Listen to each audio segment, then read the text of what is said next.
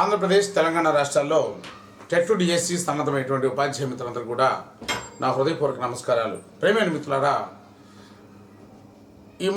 ఈ మధ్య కాలంలో ఆంధ్రప్రదేశ్ ప్రభుత్వం వారు నిర్వహించినటువంటి టెట్ ఎగ్జామినేషన్లో అడిగినటువంటి బిట్స్ ఎక్స్ప్లెయిన్ చేయండి సార్ అని చెప్పేసి చాలామంది విద్యార్థులు ఫోన్ చేస్తున్నారు. మరి వాళ్ళందరి కోరిక మేరకి ఆంధ్రప్రదేశ్ రాష్ట్రంలో జరిగినటువంటి టెట్ ఎగ్జామినేషన్లో జరిగినటువంటి బిట్స్ని అనాలిసిస్ చేయబోతున్నాం. ఇప్పుడు అనాలిసిస్ చేసేటువంటి పేపర్ 18వ తారీఖున 10వ నెల 2024 జరిగినటువంటి సెషన్ 2లో జరిగినటువంటి పేపర్ ఫ్రెండ్స్.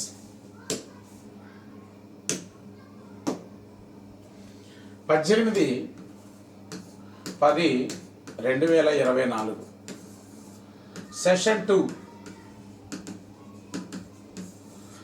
2లో జరిగినటువంటి మెథడాలజీ బిట్స్ ఎలా ఉన్నాయి అనే విషయాల గురించి విషయాన్ని చూద్దాం ఫ్రెండ్స్. ఈ బిట్స్ అనేవి మీకు చాలా ఉపయోగకరంగా ఉంటాయి. ఎందుకంటే మనకి ఒకసారి చూసుకున్నట్లయితే ప్రీవియస్ పేపర్లో ఇచ్చినటువంటి బిట్స్ మనం అనాలిసిస్ చేసుకోవడం ద్వారా, పరిశీలించడం ద్వారా మనకి వచ్చే ఎగ్జామినేషన్లో బిట్స్ ఏ విధంగా రావడానికి అవకాశం ఉంటుంది అనేటువంటి ఒక అవగాహన రావడానికి అవకాశం అనేది ఉంది. అలాగే మన మెథడాలజీలో ఏ ఏరియాస్లో ఇంపార్టెంట్ టాపిక్స్ ఉన్నాయి అనేది, ఇంపార్టెంట్ అంశాలు మనం చదువుకోవాలనేది కూడా మనకు అర్థం కావడానికి అవకాశం అనేది ఉంది ఫ్రెండ్స్. ఫస్ట్ వన్, ప్రభుత్వ బడ్జెట్.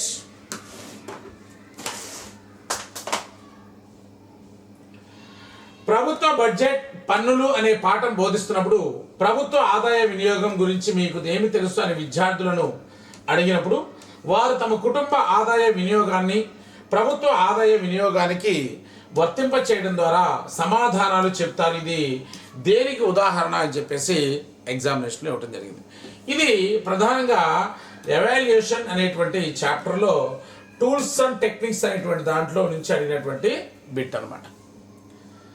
రైట్ ఫ్రెండ్స్, మరి ఇక్కడ ఉన్నటువంటి అంశాలు తీసుకుంటే రేటింగ్ స్కేల్, సంఘటన రికార్డ్స్, సాంఘిక మితి సాధనాలు, అలాగే చెక్ లిస్ట్ అని చెప్పేసి వీటిలో మనకి డైరెక్ట్గా బిట్ ఇవ్వడం జరిగింది. కరెక్ట్ ఆన్సర్ ఏంటంటే సాంఘిక మితి సాధనాలు అనేది కరెక్ట్ ఆన్సర్. రైట్, ఇక్కడ రేటింగ్ స్కేల్ విషయం మనం తీసుకున్నట్లయితే రేటింగ్ స్కేల్ అనేది వ్యక్తి యొక్క, సంస్థ యొక్క లక్షణాల యొక్క తీవ్రతను తెలుసుకోవడానికి ఉపయోగించేటువంటి దాన్ని మనం రేటింగ్ స్కేల్ అంటాం. అంటే దీంట్లో 5.8 స్కేల్, 7.8 స్కేల్, 9.8 స్కేల్ అని చెప్పేసి డిఫరెంట్ రేటింగ్ స్కేల్స్ అనేవి ఉంటాయి దీంట్లో. సో కాబట్టి ఇక్కడ లక్షణాల తీవ్రత గురించి ఎక్కడ కూడా అడగలేదు కాబట్టి so rating scale is not A correct answer. Next, సంఘటన రికార్డు, దీన్ని అనెక్డోటల్ రికార్డు అని చెప్పేసి అంట. అంటే విద్యార్థులలో అసాధారణ ప్రవర్తన ఉన్నటువంటి విద్యార్థుల యొక్క ప్రవర్తన ఎందుకు అలా ఉందనే దాన్ని మనం లెక్క కట్టడానికి ఏర్పాటు చేసిన రికార్డుని అనెక్డోటల్ రికార్డు అని చెప్పేసి కూడా మనం చెప్తూ ఉంటాం. మరి ఎక్కడ కూడా విద్యార్థి యొక్క ప్రవర్తనకు సంబంధించినటువంటి విషయాలు లేవు కాబట్టి ఇది anecdotal record is not A correct answer. అలాగే చెక్ లిస్టులు మనం తీసుకుంటే చెక్ లిస్టులు కూడా వ్యక్తి యొక్క లక్షణాలను గురించి తెలియజేస్తాయి. వ్యక్తి యొక్క, సంస్థ యొక్క లక్షణాన్ని ఒక వరుస క్రమంలో తెలిపే వాటిని చెక్ లిస్ట్ అంట. ఇక్కడ దీంట్లో అవును కాదు అనేటువంటి భావనలు ఉంటాయి అనమాట. అవును కాదు అనేటువంటి భావనలు ఉంటాయి. అవును కాదు, దీంట్లో అవునైతే అవును, కాదంటే కాదనే దాన్ని మనం ఏర్పాటు చేయాలి. అలాగే సోషియోమెట్రీలో మనం తీసుకున్నట్టయితే ఒక వ్యక్తి ఇతర వ్యక్తులతో ఎలాంటి సంబంధాన్ని కలిగి ఉన్నాడు అనే విషయాన్ని మనం తెలుసుకోవడానికి ఈ సోషియోమెట్రీ సాధనాలు అనేవి మనకి యూజ్ అవుతూ ఉంటాయి. మరి ఈ సోషియోమెట్రీలో మనకి ఎగ్జాంపుల్గా డైరెక్ట్గా ఉన్నటువంటి అంశాన్ని మనకి ఇవ్వడం జరిగింది. కాబట్టి ఆన్సర్ వచ్చేకి సాంఘిక మితి సాంకేతికాలుగా మనం చెప్పుకోవచ్చు అనమాట. నెక్స్ట్ రెండో బిట్ చూద్దాం ఫ్రెండ్స్.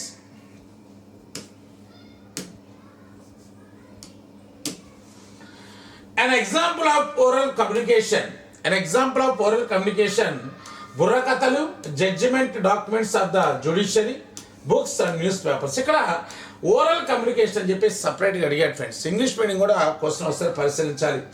మౌఖిక సమాచారానికి ఉదాహరణ ఏంటి అని చెప్పేసి అడిగాడు. ఇక్కడ ఇది సాంఘిక శాస్త్ర వనరులు అనేటువంటి దాంట్లో నుంచి మనకి ఇవ్వటం అనేది జరిగింది. ఇక్కడ బుర్రకథలు, న్యాయశాఖ తీర్పు పత్రాలు, పుస్తకాలు, వార్తా, ఇవన్నీ కూడా రిటర్న్గానే ఉంటాయి ఫ్రెండ్స్. న్యాయశాఖ తీర్పు పత్రాలు కావచ్చు, పుస్తకాలు కావచ్చు, వార్తాపత్రిక కావచ్చు, ఇవన్నీ కూడా మనకి రిటర్న్గానే ఉంటాయి. ఓరల్గా ఉండేది ఏంటంటే సమాజంలో జరిగినటువంటి రకాల సంఘటనల్ని ఓరల్గా చెప్పేటువంటి కథల్ని మనం బుర్ర కథలు అంటాం. ఈ బుర్ర కథలను మనకి గ్రామీణ ప్రాంతాల్లో మరి ముగ్గురు వ్యక్తులు కలిపి బుర్ర కథలు మనకు చెప్తూ ఉంటారు అనమాట. Is a oral communication. Oral కమ్యూనికేషన్ని ఏమంటామంటే ఓరల్ కథలు అని చెప్పేసి అంటాం. ఈ న్యాయశాఖ తీర్పు పత్రాలు వీటిని మనం ప్రాథమిక వనరులు అని చెప్పేసి కూడా మనం చెప్తూ ఉంటాం అనమాట. అలాగే వార్తాపత్రికలు, పుస్తకాలు ఇవన్నీ కూడా different resources to understand the social studies contents. Okay, so answer is బుర్ర కథలు. Next question number 141. A method of explaining how deltas are formed by observing the flow of river from its source through computer images అన్నాడు. ఇక్కడ మనం గుర్తుపెట్టుకోవాలి, computer images. So project method, problem solving method, simulation method, individual instruction method. ఇక్కడ తీసుకుంటే computer చిత్రాల ద్వారా నది జన్మస్థలం నుండి అది ప్రవహించే మార్గాన్ని చూసి డెల్టాలు ఎలా ఏర్పడతాయనే విషయాన్ని వివరించేటువంటి పద్ధతిని ఏమంటారని చెప్పేసి అడిగాడు. ఇక్కడ 4 రకాల పద్ధతులు ఇవ్వడం జరిగింది. ప్రకల్పన పద్ధతి, సమస్య పరిష్కార పద్ధతి, సిమ్యులేషన్ పద్ధతి, అలాగే వైయక్తిక బోధనా పద్ధతి చెప్పేసి 4 రకాల పద్ధతులు ఉన్నాయి. ప్రాజెక్ట్ పద్ధతి అనేది ఏంటంటే వ్యవహారిక సత్తవాది నుంచి రావడం జరిగింది. దీన్ని కిల్పాట్రిక్ రూపొందించాడు. స్టీవెన్సన్ దీన్ని అభివృద్ధి చేయడం జరిగింది.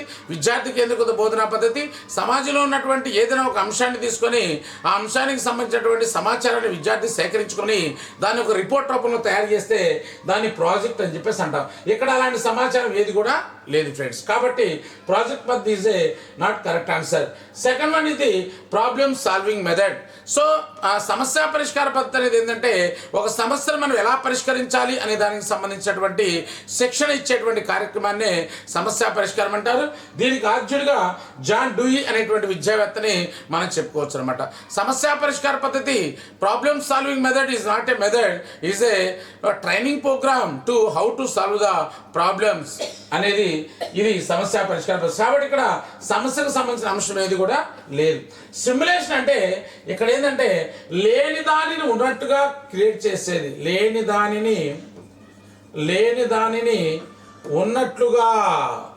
ఉన్నట్లుగా ఓకే సృష్టించి విద్యార్థికి అవగాహన కల్పించేటువంటి దాన్ని మనం ఏమంటామంటే సిమ్యులేషన్ అని చెప్పేసి అంటాం.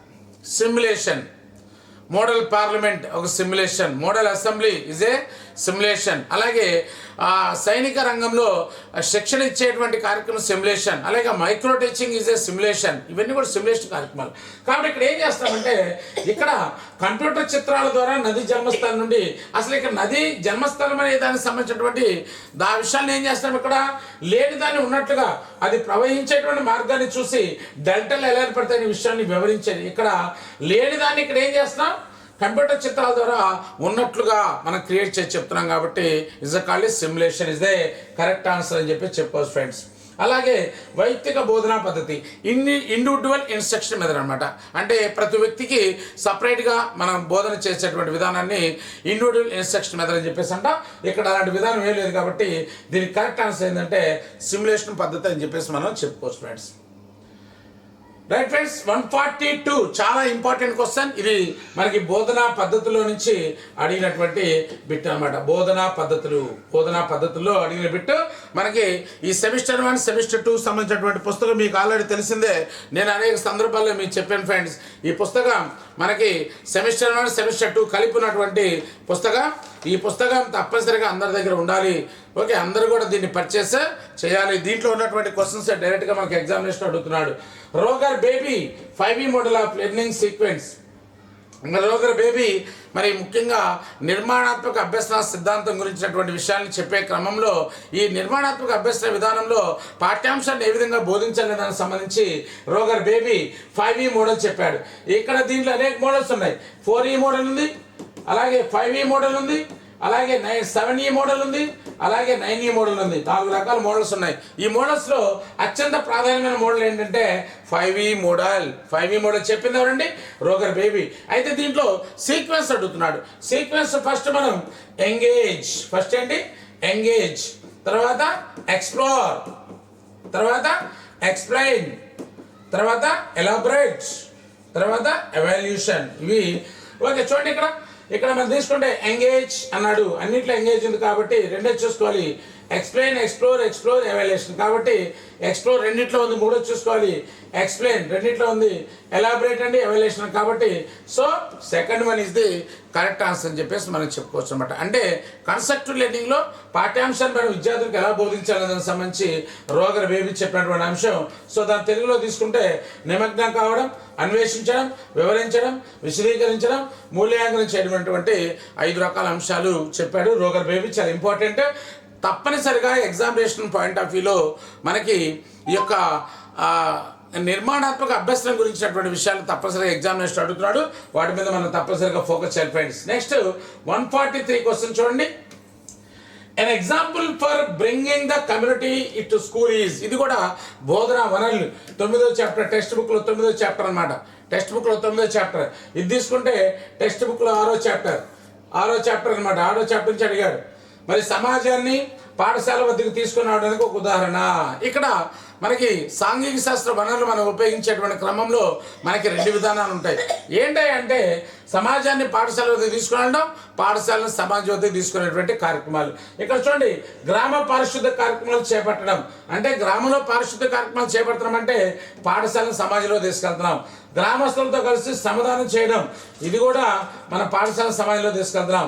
స్వాతంత్ర దినోత్సవం నిర్వహించడం, అలాగే వయోజన విద్యా కేంద్రాల్ని నడపడం.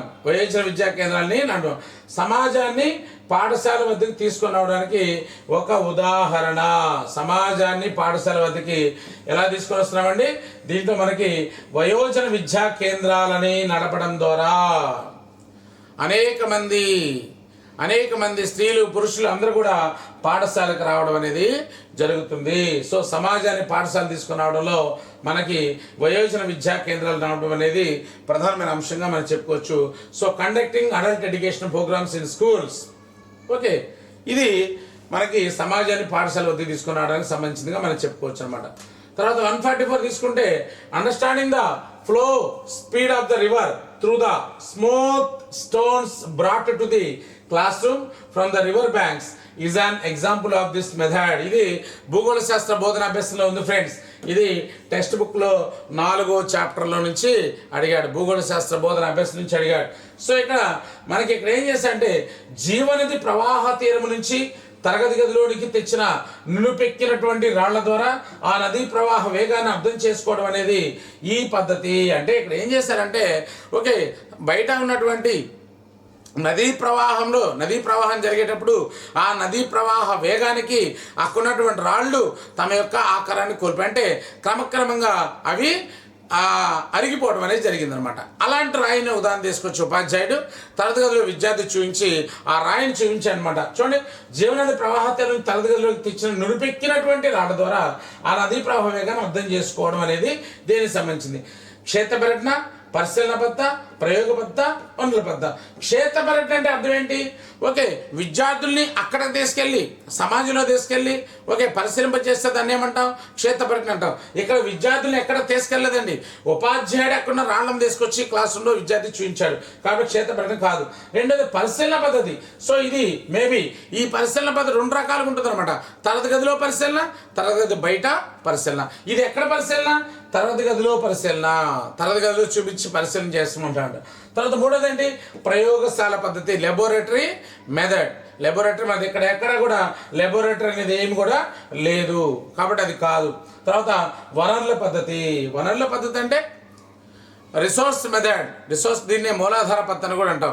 దీంట్లో ఉపాధ్యాయుడు కొన్ని రకాల మూలాధారాలు తీసుకొచ్చి విద్యార్థికి వాటిని చూపిస్తూ బోధన చేస్తే వాటిని మూలాధార పద్ధతి లేక వనరుల పద్ధతి అంటాం. కాబట్టి ఇక్కడ ఏంటంటే ఇక్కడ ప్రధానంగా ఇక్కడ ఏమన్నాడు? నదీ ప్రవాహ వేగాన్ని అర్థం చేసుకోవడం అనేది. సో ఆ రాళ్ల ద్వారా ఇక్కడ ఏం చేయాలి? ఇవన్నీ కూడా మనకు తెలియాలంటే తప్పనిసరిగా విద్యార్థి ఏం చేయాలి? సంబంధిత అంశాన్ని పరిశీలన చేసినప్పుడు మాత్రమే ఇదంతా కూడా పాసిబిలిటీ అవుతుంది. So the answer is the observation method. 145 చూడండి. So saffron is a special crop of Kashmir. This is an example of the following geographical feature. చూడండి ఫ్రెండ్స్, ఇక్కడ మనకి ఒకటి అభ్యర్థులు గమనించాలి.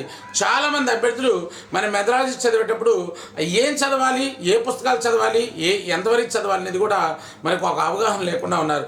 మనకి మెథడాలజీ సిలబస్లో ఆంధ్రప్రదేశ్ ప్రభుత్వం రిలీజ్ చేసినటువంటి ఈ మెథడాలజీ సిలబస్లో మనకి 7 చాప్టర్లు మాత్రమే ఇచ్చారు. గుర్తుపెట్టుకోవాలి, 7 చాప్టర్లు మాత్రమే ఇచ్చారు. అలాగే ఈ టెట్ సిలబస్లో కూడా మనకి 7 చాప్టర్లు మాత్రమే ఇవ్వడం జరిగింది. కానీ ఇక్కడ ఇచ్చినటువంటి బిట్ ఏదైతే ఉందో 145 బిట్ ఏదైతే ఉందో ఈ 145 బిట్ కావచ్చు, లేకపోతే అలాగే ఇక్కడ ఇచ్చినటువంటి 144 బిట్ కావచ్చు, ఇవన్నీ కూడా ఎక్కడ ఉన్నాయంటే మనకి అవుట్ ఆఫ్ సిలబస్లో నుంచి ఇవ్వడం జరిగింది. అంటే భూగోళ శాస్త్ర బోధన అభ్యసనం అనేటువంటి చాప్టర్ నుంచి భూగోళ శాస్త్ర బోధన అభ్యసనం అనేటువంటి చాప్టర్ నుంచి మనకి అభ్యసనం అనేటువంటి చాప్టర్ నుంచి అడిగారు. ఈ భూగోళ శాస్త్ర బోధన అభ్యసనం అనేటువంటి చాప్టర్ మనకి డిఎస్సిలో మనకి టెట్ సిలబస్లో కానీ డిఎస్సి సిలబస్లో కానీ మెన్షన్ చేయలేదు. కానీ మనకున్నటువంటి టెక్స్ట్ బుక్లో మనకి ఈ యొక్క అంశాలు ప్రస్ఫుటంగా ఇవ్వబడ్డాయి. కాబట్టి మనకి ఏదైతే సెమిస్టర్ 1 సెమిస్టర్ 2 కలిపినటువంటి పుస్తకం ఏదైతే ఉందో ఆ పుస్తకంలో ఉన్నటువంటి 10 చాప్టర్లే కాకుండా ఆ పుస్తకం ఉన్నటువంటి 10 చాప్టర్లే కాకుండా ఇంకా మన 2014 పుస్తున్నటువంటి సాంఘిక శాస్త్ర ఉపాధ్యాయుడు కానీ అనియత సాంఘిక శాస్త్ర విద్య కానీ ఓకే ఏదైతే అంశాలు ఉన్నాయో మైక్రో టీచింగ్ సంబంధించిన విషయాలు కానీ అన్నీ కూడా పర్ఫెక్ట్గా చదివితేనే మన డిఎస్సిలో మరి ఏ బిట్ ఇచ్చినా కూడా మనం పెట్టడానికి అవకాశం ఉంది. ఎందుకు చెప్తున్నామంటే ఇవన్నీ కూడా out of syllabus bits friends. అది సిలబస్లో లేదు, సిలబస్లో ఇవ్వనటువంటి టాపిక్స్ నుంచి ఇచ్చాడు, మెథడాలజీలో ఉన్నాయి. కాబట్టి మనము వాటి మీద కూడా దృష్టి పెట్టాల్సినటువంటి ఆవశ్యకత అనేది ఉంది ఫ్రెండ్స్. ఇక్కడ చూడండి, కుంకుమ పువ్వు కాశ్మీర్ యొక్క ప్రత్యేక పంట ఈ క్రింది భౌగోళిక లక్షణానికి ఇది ఉదాహరణ అని చెప్పేసి అన్నాడు.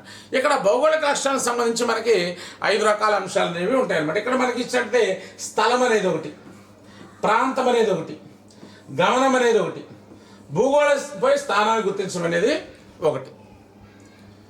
ఓకేనా? సో ఇట్లా 4 రకాల అంశాలు ఉన్నాయి. ఇక్కడ స్థలం అంటే ఏంటి? ఒక స్థలానికి ఆ పేరు ఎందుకు వచ్చింది? ఫర్ ఎగ్జాంపుల్ హిమాచల్ ప్రదేశ్ అని ఎందుకు అంటున్నాం? హిమాచల్ ప్రదేశ్ ఎందుకు అంటామంటే అక్కడ హిమం అనేది ఎక్కువగా పడుతుంది కాబట్టి దాన్ని హిమాచల్ ప్రదేశ్ అని చెప్పేసి, అంటే ఆ స్థలానికి ఆ పేరు ఎందుకు వచ్చింది అనే విషయాన్ని ప్రత్యేకంగా చెప్తే దాన్ని ఏమంటాం? స్థలం అని చెప్పేసి అంటాం. నెక్స్ట్ ప్రాంతం ఏంటండి? ప్రాంతం అనమాట. సో ఇక్కడ దీని కరెక్ట్ ఆన్సర్ ఏంటంటే ప్రాంతం. ఇక్కడ కుంకుమ పువ్వు కాశ్మీర్ యొక్క ప్రత్యేక పంట. ఓకే, ఈ కింది భౌగోళిక లక్షణాలకు సంబంధించింది. ఇది కుంకుమ పువ్వు కాశ్మీర్ యొక్క ప్రాంతం గురించినటువంటి విషయాలు మనకి చెప్తుంది అనమాట. అలాగే బతుకమ్మ అనేది తెలంగాణ వారి యొక్క ప్రత్యేకమైనటువంటి ఒక పండుగ. సో ఆ తెలంగాణ ఇదంటే ఇది ఆ ప్రాంతానికి మాత్రమే పరిమితం. ఈ బతుకమ్మ అనేటువంటి పండుగ మనం తీసుకున్నట్లయితే మనకి ఎక్కడ కూడా ఉండదు అనమాట, మిగతా ప్రాంతాల్లో ఉండదు. అలాగే ఈ కుంకుమ పువ్వు అనేది ఎక్కడ తీసుకున్నట్లయితే అది కేవలం కాశ్మీర్ యొక్క ప్రత్యేక పంట అన్నాడు. ఇక్కడ ఏమనండి స్పెషల్ అనమాట, ఆ ప్రాంతంలో మాత్రమే ఉంటుంది. ఓకే, ఆంధ్రప్రదేశ్లో తీసుకుంటే మిర్చి అనేది గుంటూరులో పండేటువంటి ప్రత్యేక పంట. అంటే గుంటూరులో ఎక్కువగా, మిగతా ప్రాంతాల్లో కంటే గుంటూరులోనే ఎక్కువగా మనకి ప్రత్యేకంగా మిర్చి అనేది పండుతుంది. ఆ విధంగా ప్రత్యేకంగా ఒక ప్రాంతం యొక్క ప్రాధాన్యత గురించి తెలియజేసేటువంటి విషయాన్ని మనం ఏమంటామంటే జాగ్రఫీలో ప్రాంతం అని చెప్పేసి అంటాం. గమనం మూడోది ఏంటంటే గమనం. గమనం అంటే ఏంటంటే ఒక ప్రాంతం నుంచి ఇంకొక ప్రాంతానికి వలస వెళ్ళడం. మనకి జాగ్రఫీలో మనం చూస్తూ ఉంటాం. ఈ విధంగా ఒక ప్రాంతం నుంచి ఇంకో ప్రాంతానికి వలస వెళ్ళేటువంటి విధానాన్ని మనం గమనం అని చెప్పేసి అంటాం. అలాగే భూగోళంపై స్థానాన్ని గుర్తించడం అంటే అర్థం ఏంటంటే మనం ఒక ప్రాంతం భూగోళం మీద ఎక్కడ ఉంది. ఫర్ ఎగ్జాంపుల్ భారతదేశ ఏకాంశాలు ఏ రేఖాంశాల మధ్య విస్తరించి ఉంది, ఆంధ్రప్రదేశ్ ఎక్కడ ఉంది, తెలంగాణ ఎక్కడుంది భూమి మీద భూగోళం మీద అనే విషయాన్ని మనం గుర్తిస్తే మన భూగోళంపై స్థానాన్ని గుర్తించడం అని చెప్పేసి అంటాం. సో కాబట్టి ఇక్కడ కరెక్ట్ ఏంటంటే ఒక ప్రాంతం యొక్క ప్రత్యేకతను ఇక్కడ తెలియజేస్తున్నాం కాబట్టి దాన్ని ప్రాంతం అని చెప్పేసి అంటారు. తర్వాత మనం తీసుకుంటే 146 ఫ్రెండ్స్.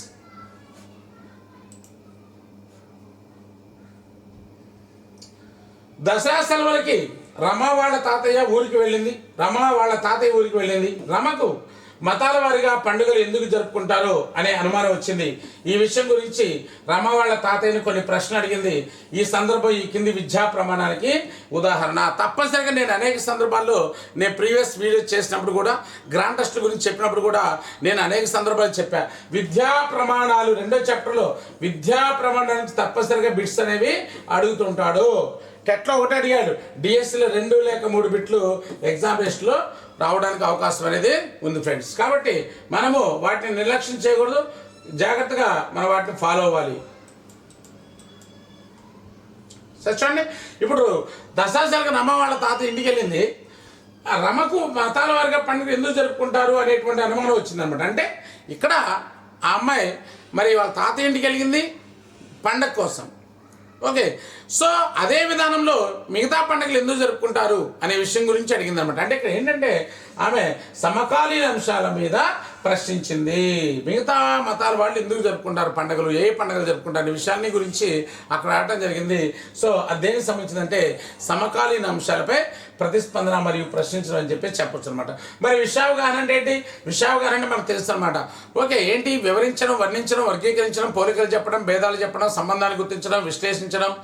ఓకే, అలాగే విశ్లేషించడం, అలాగే ఊహించడం, ఫలితాలు చెప్పడం, కారణాలు చెప్పడం, ఇలాంటి అంశాలన్నీ కూడా దేంట్లో ఉంటాయి? ఆ విషయావగాహన ఉంటాయి. ప్రశంసా సున్నితత్వం అంటే నినాదాలు రాయడం, ఓకే, ఇతరులను ప్రోత్సహించడం, రాజ్యాంగాన్ని గౌరవించడం, అలాగే అందరి యొక్క శ్రేయస్సును కోరుకోవడం, ప్రేమ, దయ, కరుణ, సమానత్వం ఇవన్నీ కూడా కలిగి ఉండడం, అలాగే సామాజిక సంస్థల పట్ల అధికారులకు లేఖలు రాయడం, పోస్టర్లు తయారు చేయడం. ఓకే, ఇలాంటి విషయాలన్నీ కూడా దేని కిందకి వస్తాయి అంటే ప్రశంసా సున్నితత్వం కిందకి వస్తాయి. అలాగే సమాచార సేకరణ నైపుణ్యాలు కూడా నేను చెప్పాను. టేబుల్ కానీ గ్రాఫ్ కానీ ఉంటే సంబంధిత సమాచారాన్ని మనం ఎలా రిప్రజెంటేషన్ చేయాలి, టేబుల్ గ్రాఫ్ రూపంలో రిప్రజెంటేషన్ చేస్తే దాన్ని సమాచార సేకరణ నైపుణ్యాలు అంటారని చెప్పేసి కూడా మనం చెప్పుకోవడం జరిగింది ఫ్రెండ్స్. కాబట్టి ఆన్సర్ ఏంటంటే 2. తర్వాత 147 తీసుకుంటే ఒక మనిషి ఎలా ఆలోచిస్తాడు, అర్థం చేసుకుంటాడు, నేర్చుకుంటాడు అనే విషయాలకు సంబంధించిన జ్ఞానం. ఇది కూడా మనకి 2వ పాఠం నుంచే అడగటం జరిగింది ఫ్రెండ్స్. ఇవన్నీ కూడా మనం చాలా జాగ్రత్తగా అనేక ఎగ్జామినేషన్లో మన టాప్ 50 గ్రాండ్ టెస్ట్లో మన దాదాపుగా ఇప్పటికీ 40 గ్రాండ్ టెస్టులు కంప్లీట్ అయిపోయినాయి ఫ్రెండ్స్. ఈ 40 గ్రాండ్ టెస్టులో చాలామంది అభ్యర్థులు మరి ఈ గ్రాండ్ టెస్టుని ఫాలో అయ్యి ఎంతోమంది మెదరాజులో మంచి స్కోర్ సంపాదించారు. చూడండి ఫ్రెండ్స్, డిఎస్సిలో తెలంగాణలోని ఏపీలోని కూడా మెదరాజులు ఎవరైతే టాప్ స్కోర్ సంపాదిస్తారో వాళ్ళకి జాబ్ గ్యారంటీ అనే విషయాన్ని మీరు మర్చిపోవద్దు ఫ్రెండ్స్. మెదరాజులో మంచి స్కోర్ వచ్చిందంటే మీరు టాప్ ర్యాంక్లో ఉంటారు ఫ్రెండ్స్. ఆ విషయాన్ని మనం గుర్తుపెట్టుకోవాలి. ఇంకా మనం రిలీజ్ చేసినటువంటి సిలబస్ను ఒకసారి గమనించినట్లయితే మరి మిగతా కంటెంట్ పార్ట్లో ఉన్నటువంటి సిలబస్ కంటే మెదరాజులో సిలబస్ చాలా తక్కువ ఉంది. మన యొక్క సబ్జెక్ట్కి ఉన్న ఇంపార్టెన్స్ ఏంటంటే సిలబస్ తక్కువ మార్కులు ఎక్కువ, సిలబస్ తక్కువ మార్కులు ఎక్కువ. మొత్తం టోటల్గా 10 యూనిట్లు మాత్రం ఉంటాయి ఫ్రెండ్స్. టోటల్గా ఉన్న యూనిట్స్ అన్నీ కూడా 10 యూనిట్లు ఉంటాయి. దీన్ని ఏ లెవెల్లో చదవాల్సిన పని లేదు. ఉన్న టెక్స్ట్ బుక్లో ఏదైతే అంశాలు ఉన్నాయో ఈ టెక్స్ట్ బుక్ ఒక్కటి చదువుకుంటే సరిపోతుంది ఫ్రెండ్స్. దీనికి అదనంగా కొన్ని 1-2 చాప్టర్స్ ఉంటాయి, వాళ్ళు చదువుకుంటే ఓకే నమ్మకంగా మనకి 20 మార్కులు మన జేబులో ఉన్నట్టు ఫ్రెండ్స్. అదే మన హిస్టరీ చదువుకోవాలంటే జాగ్రత్త చదవాలంటే 6 నుంచి ఇంటర్మీడియట్ దాకా పుస్తకాలన్నీ కూడా మనం చదవాల్సినటువంటి ఆవశ్యకత ఉంది. ప్రజెంట్ ఏపీ గవర్నమెంట్ ఇచ్చినటువంటి సిలబస్ను ఒకసారి పరిశీలన చేసినట్టుదే. మరి ఆ సిలబస్ పరిశీలన చేస్తే సపరేట్గా ఇంటర్మీడియట్ సిలబస్ అని చెప్పేసి సపరేట్గా మెన్షన్ చేస్తూ ఆ సిలబస్ అనేది మనకి ఇవ్వడం అనేది జరిగింది ఫ్రెండ్స్. కాబట్టి సిలబస్ యొక్క పరిధిని కూడా మనం అవగాహన చేసుకోవాలి. రైట్, కానీ ఇక్కడ ఒక మనిషి ఎలా ఆలోచిస్తాడు, అర్థం చేసుకుంటాడు దానికి సంబంధించి 4 రకాల జ్ఞానాలని భావన. ఇది అండర్స్టాండ్ ప్రాప్తుల వర్గీకరణకు సంబంధించినటువంటి అంశం అనమాట. భావనాత్మక జ్ఞానం, విధానాత్మక జ్ఞానం, మెటాకాగ్నిషన్ జ్ఞానం, వాస్తవాలకు సంబంధించిన. సో దీన్ని ఏమన్నామంటే మెటాకాగ్నిషన్ జ్ఞానం అని చెప్పేసి అన్నారు. ఒక మనిషి ఎలా ఆలోచిస్తాడో అర్థం చేసుకుంటాడు దానికి సంబంధించిన జ్ఞానాన్ని మెటాకాగ్నిషన్ జ్ఞానం అంటే డైరెక్ట్ బిట్ అనమాట. ఇది టెక్స్ట్ బుక్లో డైరెక్ట్గా బిట్ అనమాట. ఇది కాన్సెప్చువల్ నాలెడ్జ్. ఒక అంశానికి ఇంకో అంశాల మధ్య సంబంధాల గురించి తెలిసే నాలెడ్జ్ని మరి కాన్సెప్చువల్ నాలెడ్జ్ అంట. అలాగే ఒక విధానం గురించి, ఒక ప్రయోగాన్ని, ఒక విధానం ఏ పద్ధతిలో చేస్తామనే దానికి సంబంధించి దీన్ని విధానాత్మక జ్ఞానం అంట. అలాగే జనరల్గా what is what, who is who, okay facts, ఇలాంటి విషయాల గురించి చెప్పేటువంటి వాటిని భావనాత్మక వాస్తవాలకు సంబంధించిన జ్ఞానం అని చెప్పేసి అంటాం అనమాట. సో కాబట్టి ఇది డైరెక్ట్ బిట్ ఫ్రెండ్స్, ఇది మెటాకాగ్నిషన్ జ్ఞానం అవుతుంది. ఐఏఎస్, ఐఆర్ఎస్, ఐపీఎస్ శాస్త్రవేత్తలు ఉపాధి, ఇది కూడా 2వ చాప్టర్ నుంచి అడిగాడు ఫ్రెండ్స్. చూడండి 2వ చాప్టర్ ఇప్పటికే 3 బిట్లు వచ్చినాయి, జాగ్రఫీలో 2 బిట్లు వచ్చినాయి. ఓకేనా? రెండో చాప్టర్ చాలా ఇంపార్టెంట్ ఫ్రెండ్స్. అంటే రెండో చాప్టర్ కాదు, ప్రతి చాప్టర్ మనకి ఇంపార్టెంట్ కాబట్టి రెండో చాప్టర్ అనేది మెథడాలజీ హార్ట్ లాంటి చాప్టర్ కాబట్టి మెథడాలజీ అక్కడే స్టార్ట్ అవుతుంది కాబట్టి సో మెథడాలజీ నుంచి మంచి బిట్స్ ఇవ్వడానికి అవకాశం అనేది, ఎక్కువ బిట్స్ ఇవ్వడానికి అవకాశం ఉంది. ఐఏఎస్, ఐపీఎస్, ఐఆర్ఎస్, శాస్త్రవేత్త, ఉపాధ్యాయులు లాంటి ఉద్యోగాల్ని ఎంచుకోవడం అనేది ఏ విలువ అని చెప్పేసి అన్నాడు. ఇక్కడ విలువలు మనం 25 రకాలుగా మనం చెప్పుకోవడం అనేది జరిగింది ఫ్రెండ్స్. అన్ని విషయాలు కలుపుకొని 25 రకాల విలువల గురించి మనం చెప్పుకున్నాం. ఉపయోగిత విలువ, సాంస్కృతిక విలువ, వృత్తి విలువ అనేది ఏదన్నాడు. సో ఇది కరెక్ట్ ఏంటంటే వృత్తి విలువ, ప్రొఫెషనల్ వాల్యూస్. ఎందుకంటే సాంఘిక శాస్త్ర బోధన, సాంఘిక శాస్త్రం అనేది విద్యార్థులకు అనేక రకాల వృత్తులను పరిచయం చేస్తుంది ఫ్రెండ్స్. సాంఘిక శాస్త్ర పాఠ్యాంశాల ద్వారా మరి విద్యార్థుల్ని ఆ యొక్క వృత్తులు వచ్చినప్పుడు ఆ వృత్తి యొక్క ఇంపార్టెన్స్ని విద్యార్థికి తెలియజేయడం ద్వారా వాడు ఆ వృత్తిని స్వీకరించడానికి ముందుకు రావడానికి అవకాశం ఉంది. కలెక్టర్ అధికారాలు, విధులు అనే పాఠ్యాంశం చదివిన తర్వాత శ్రీనివాస్ అనే విద్యార్థి తన కలెక్టర్ వృత్తిని స్వీకరించాలనుకుంటున్నాడు. ఎలాంటి విలువ అంటే వృత్తి విలువ. భూ అంతర్భాగ నిర్మాణం అనేటువంటి పాఠ్యాంశం చదివిన తర్వాత సుయేజ్ లాగా నేను కూడా తన శాస్త్రవేత్త కావాలనుకున్నాడు. అది ఎలాంటి విలువ అంటే సాంఘిక శాస్త్రం ద్వారా ఆ వృత్తులు వచ్చినప్పుడు సాంఘిక శాస్త్ర ఉపాధ్యాయులకు మనం ఏం చేయాలి, ఆ వృత్తి యొక్క ఇంపార్టెన్స్ని మన విద్యార్థులకి తెలియజేస్తే విద్యార్థులు కూడా ఒక రకమైనటువంటి భావన వస్తుందన్నమాట. సుప్రీంకోర్టు అధికార విధులు చదివిన తర్వాత రాణి అనేటువంటి అమ్మాయి తాను కూడా జడ్జి కావాలనుకుంటుంది, తాను కూడా ఒక లాయర్ కావాలనుకుంటుంది. ఎలాంటి విలువ అంటే వృత్తి విలువ. కాబట్టి ఇక్కడ కూడా అదనమాట ఐఏఎస్, ఐపీఎస్, ఐఆర్ఎస్, శాస్త్రవేత్తలు, ఉపాధ్యాయులు లాంటి ఉద్యోగాలను ఎంచుకోవడం అంటే దేనికంటే ప్రొఫెషనల్ వాల్యూస్ అనమాట. అలాగే ఉపయోగిత విలువ, తను నేర్చుకునే విషయాన్ని జీవితంలో ఉపయోగించుకుంటే దాన్ని ఉపయోగిత విలువ అంట. అలాగే మన సంస్కృతి సాంప్రదాయాలని పరిరక్షిస్తే దాన్ని సాంస్కృతిక విలువ అని చెప్పేసి అంట. అలాగే మంచి చెడు విచక్షణ కలిగి ఉంటే దాన్ని నైతిక విలువ అని చెప్పేసి అంటే ఇలాగా విలువలు తప్పనిసరిగా నేను అనేక సందర్భాల్లో చెప్పాను. విలువలకు సంబంధించి కూడా మన యూట్యూబ్లో ఒక వీడియో పెట్టాం, దాంట్లో రాశాను నేను తప్పనిసరిగా ఒక మార్క్ ఎగ్జామినేషన్లో వస్తుందని చెప్పేసి చెప్పాను. అలాగే మన యాప్లో కూడా విద్యా ప్రమాణాల గురించి చెప్పాను, తప్పనిసరిగా 1-2 మార్కులు వస్తాయని చెప్పేసి చెప్పాను. తప్పనిసరిగా మనకి ఓకే ఏ ఏరియాలో బిట్లు రావడానికి అవకాశం ఉందో మనం ముందుగా ఎక్స్పెక్ట్ చేయడానికి కూడా అవకాశం ఉంది ఫ్రెండ్స్. కాబట్టి వీటిని మీరు మిస్ చేసుకోవద్దు, చాలా జాగ్రత్తగా వీటిని అర్థం చేసుకోవాలి ఫ్రెండ్స్. కాబట్టి వృత్తి విలువ. నెక్స్ట్ తీసుకుంటే 149 ఈ కింది వాటిలో విలువల లక్షణం కానిది. ఇది కూడా ఇప్పటికే సెకండ్ చాప్టర్ నుంచి 4 బిట్లు అడిగాడు.